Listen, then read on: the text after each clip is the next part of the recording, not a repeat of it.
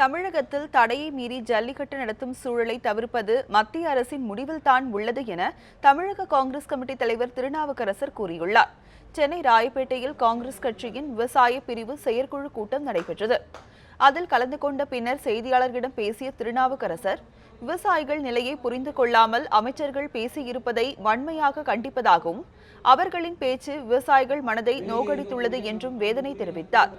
தமிழகத்தின் வறட்சி மாநிலமாக அறிவிப்பது குறித்து விரைவில் முதலமைச்சரை சந்திப்பேன் என்று கூறிய அவர், தமிழகத்தில் ஜல்லிக்கட்டு போட்டிகள் தடையை மீறி நடத்துவது தொடர்பான சூழலை தவிர்ப்பது மத்திய அரசிடம்தான் உள்ளது எனவும் கூறினார்.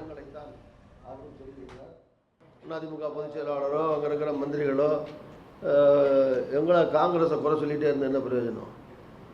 இந்த பட்டியலில் காங்கிரஸ் தான் கொண்டு வந்துச்சு, அதெல்லாம் சொல்லித்தானே ஆட்சிக்கு வந்தீங்க. ஒரு ஆட்சிக்கு வந்து செய்கிறதுக்கு பதிலாக பழசையை குறை சொல்லிக்கிட்டு என்ன பிரயோஜனம்? அதனால் ஆட்சியில் இருக்கிற இங்கே இருக்கிற கட்சியாக இருந்தாலும் சரி, மத்தியில் இருக்கிற கட்சியாக இருந்தாலும் சரி, மாநில அரசு மத்திய அரசு அதுக்குரிய நடவடிக்கைகளை துரிதமாக எடுக்க வேண்டும். நாள் குறைவாக இருக்குது, ஒரு வாரம் தான் இருக்குது. இன்னும் ஜல்லிக்கட்டு தமிழர்களுடைய வீர விளையாட்டு, பாரம்பரிய விளையாட்டு, பண்பாட்டு விளையாட்டு. அதனால் ஜல்லிக்கட்டை இந்த ஆண்டு நடத்துவதற்கு உரிய நடவடிக்கைகளை எடுக்க வேண்டும் என்று வற்புறுத்தி கேட்டுக்கொள்கிறேன்.